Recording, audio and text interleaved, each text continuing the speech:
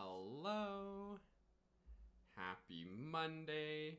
I hope everybody had a fantastic weekend and you're ready for a fantastic week of practice for this week. And of course, an official welcome to this week's live Monday Music Motivation. So today I want to share something that has came up with a few students last week and something that is particularly relevant to where I'm at in my practice process right now. So I've sort of alluded to this a little bit over the past few weeks, but I am performing a solo recital on February 25th of 2024. In case you're watching this in another year that's close to February 25th.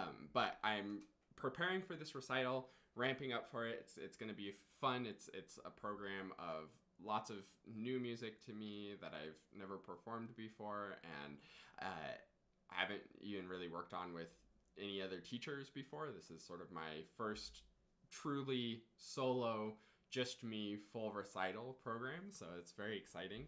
And I've been exploring with performance a lot and sort of trying to find my footing when it comes to performing, because it's one of those things that in practice I sound really, really, really good.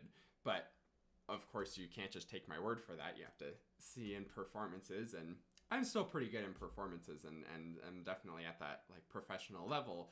But I feel like my practices, if I could share like what I do in the practice room with people, it would be really, really good, because I think there's a gap between my performing and my practice. However, I think we should normalize that a little bit, and I think part of closing that gap actually is expecting that gap to be there. And that's what I want to talk about today. And this has shown up with a few of my students over this past week, where they're playing through things and performing pretty darn good, but still feel like, oh, like this and this and this went wrong, and I wish this had gone better. And they sort of do a really solid performance and then feel at the end of it like, oh, it was okay. There was all these things that I wanted to improve. And I've definitely experienced that in my performing as well.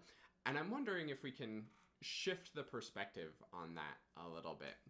So I think where that comes from, especially for me personally, is that when we're in practice, we develop a really strong critic. And that's super important for practicing, because the point of practicing is to continue to find opportunities for improvement, make those opportunities for improvement so that we actually get better and actually grow, because that's what we're there in the practice room to do.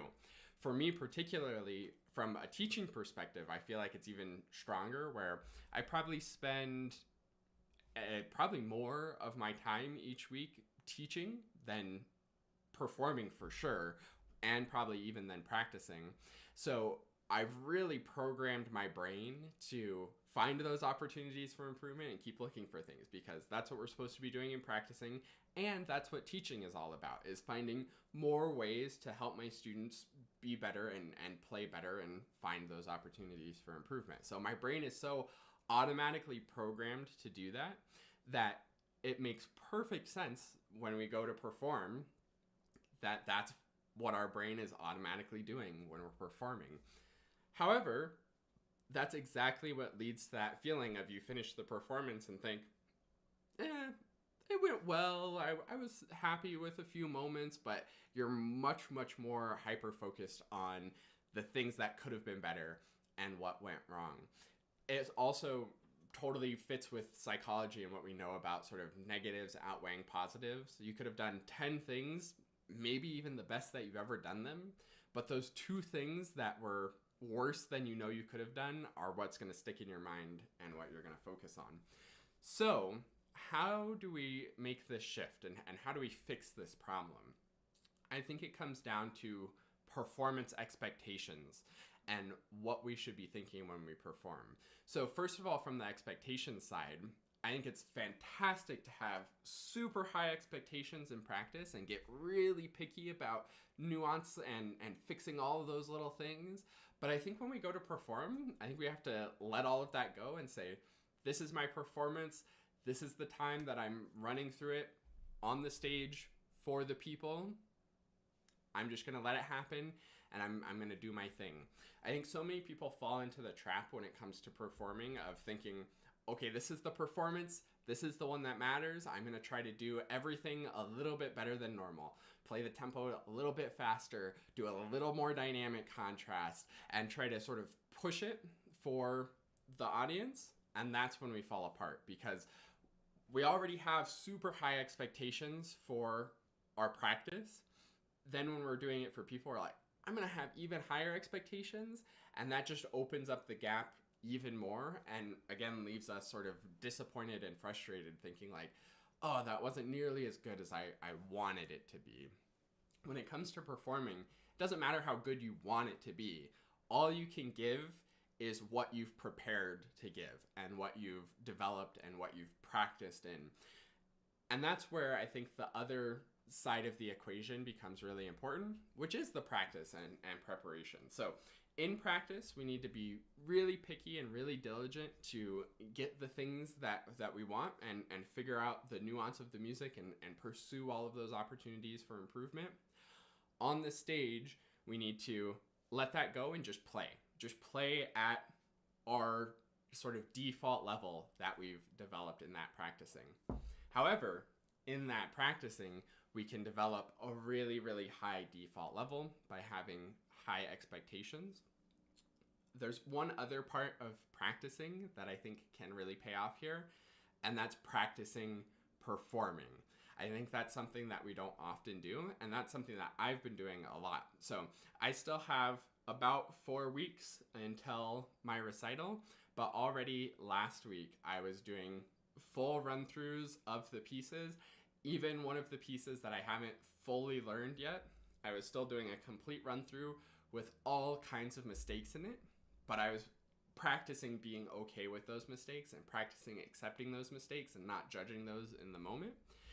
And when I record those and listen back, the mistakes, yes, I know they're there, but they aren't nearly as painful as they feel in the moment with me performing. So those are some thoughts and some motivation and inspiration, hopefully, for when you go to perform. Don't have such high expectations for yourself. Don't try to do better in the performance than you ever have before. Just play sort of your default level of playing, and in the practice, really work to get that default level of playing as high as you can. And that's where our practice template comes in, so that we can make sure that we're doing the work and doing the practice to get that default level as high as we possibly can. So go ahead and fill this out right when we're done with this. You can go to the link in the description, quickstartclarinet.com/get-started, to get access to my free members area, which has this exact template, along with lots of other great free downloads and free handouts to help with your clarinet playing and your music journey. You can also just make it for yourself. It's very simple. It's just the date for the week, the reflection of how things are going, your goal for this week, and then your plan for what you're actually going to do. So I feel like I've practiced performing a bit. I have the music learned pretty well. Now I'm going to do another sort of refining pass where I go through and slow things down and really get comfortable and confident with it. I have my first rehearsal with my pianist coming up on Monday, so I need to learn the piano parts for the recital really well and make sure that I'm really solid to be able to perform it when I'm rehearsing with the pianist, so that we're not having to stop just because I'm making mistakes, at least too much. And then my plan for today is what time I'm going to practice each day. I put those times into my Google Calendar, set reminders for you to do whatever you normally do to schedule an event. Like if you had a doctor's appointment or a class or a rehearsal, like how would you schedule that in your life to make sure that you actually do it, and do that for your practice? Because when we schedule it and we treat it like an appointment that we're not going to miss, it greatly reduces our chances of missing it and greatly increases our chances of practicing. It also relieves a lot of stress because we don't have to be thinking, oh, I should be practicing, I should be practicing, I should be practicing, because we know exactly when we're going to practice each day and we're committed to it. So fill out your template right now, right when this video is over. Have a fantastic week of practicing, and remember the next time that you're performing to not have sky-high expectations of the performance keep those high expectations in the practice room. And when you get on stage, just enjoy sharing your music with other people, showing what you've done, what level you've gotten the music to in the practice, but only that level. Nothing more, nothing fancy, nothing crazy. Your performance doesn't have to be perfect and flawless. Your performance doesn't have to be the best that you've ever done. All you have to do is share your music with people. And if you practice really well and organize your practice really well, then that'll be a pretty high level of music that you get to share with people. So thanks so much for watching this week's Live Monday Music Motivation. Have a fantastic week, and I will see you next week on the next Live Monday Music Motivation. Happy practicing.